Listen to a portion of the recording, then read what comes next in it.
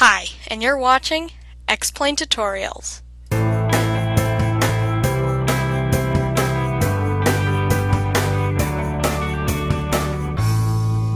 Hi, and today on Explain Tutorials we're going to talk about VOR navigation.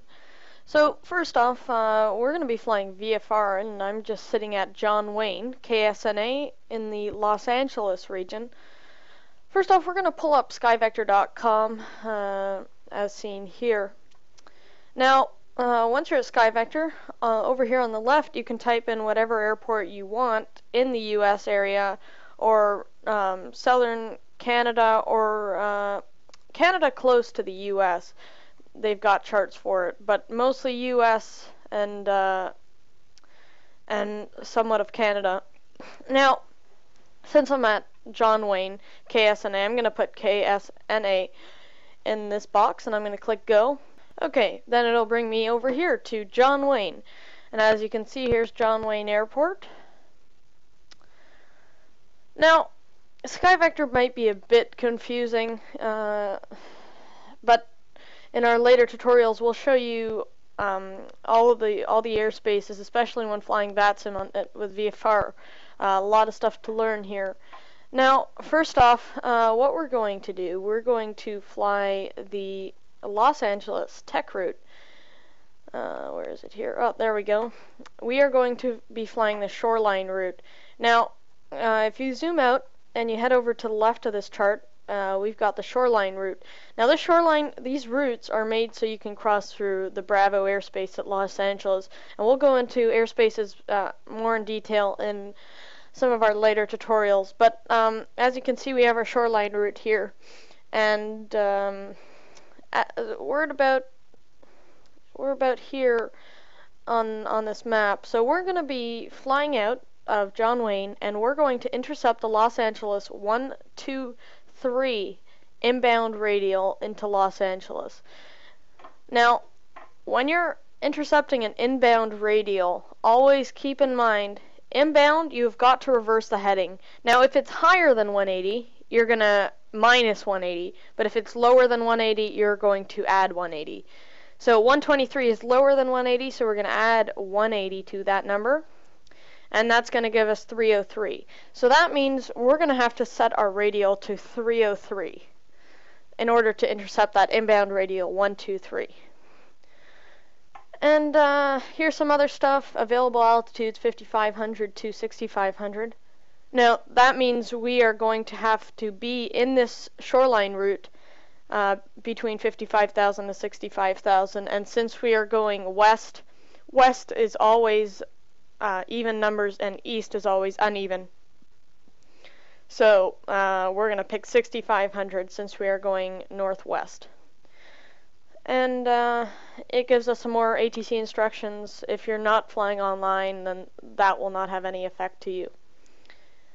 And here we get the Los Angeles VOR frequency there. You can also get it from the chart here. Just if you look over here, Los Angeles, you see that little VOR indicator right about there. Wait for it to load. Yep, and it'll give us the channel and the frequency. Now the frequency that's what you're going to put in your nav1. Now, okay, let's get things ready over here. Set my altitude to 6,500.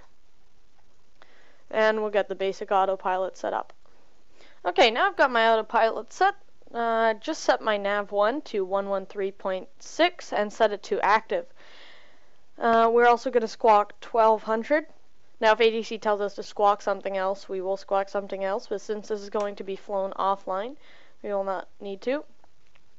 Now, here is the main focus of this tutorial here. These are where you'd put in your OBS settings, which is to intercept the radials for VORs.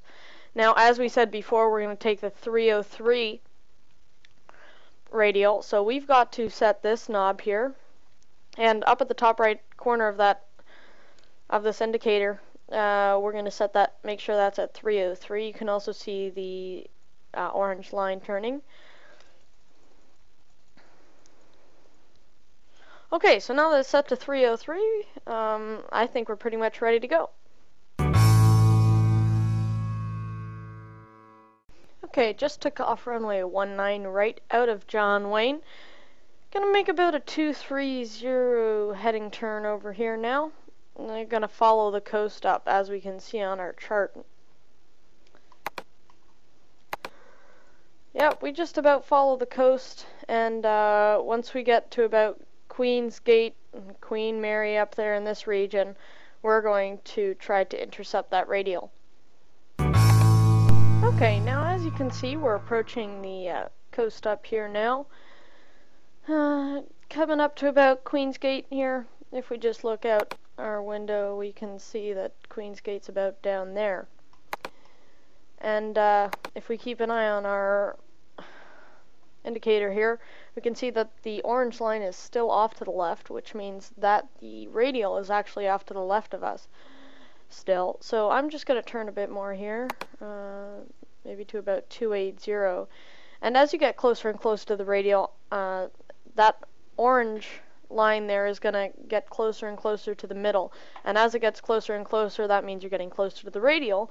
And as it gets near to about the center, you're going to want to click your localizer button, and that'll actually keep you on that radial. And as you can see right now, actually, that orange needle is actually starting to get slightly closer. It was behind that white dot. Now it's actually up in front. Okay, so now we're about, we've leveled off at 6,500. As you can see, that orange line is still getting closer to that plane indicator, which means we're getting closer and closer to that radial. Now, this does not act like an ILS or localizer.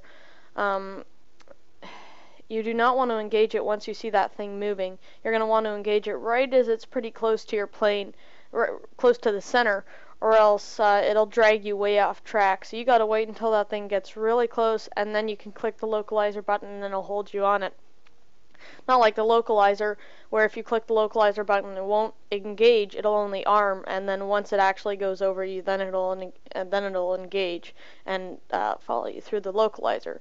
So don't get mixed up between a localizer and a radial, because those are two different things.